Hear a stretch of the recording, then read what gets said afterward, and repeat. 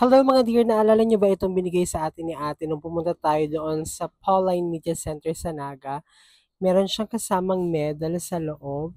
Alam niyo bang itinuturing ng Pauline family si Saint Paul as spiritual father? Napili nga siya ni Blessed James Alberione na maging modelo, patron at spiritual father.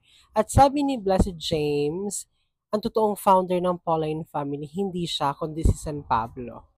Dahil ininaan ni San Pablo yung kanyang buhay after conversion sa pagpipreach through his letters, preaching, and missionary journey. At naniniwala itong si Blessed James Alberione na kung nabubuhay ngayon sa San Pablo, gagamitin rin nito yung media, yung print, TV, radio, yung mga digital platforms para mag-evangelize. Taong 1946 nagkaroon ng malubhang sakit si Blessed James Alberione at akala nila mamamatay na siya that time.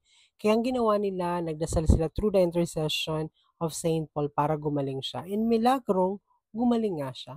At sabi ni Blessed James Alberione, ang nagpagaling sa kanya ay si San Pablo.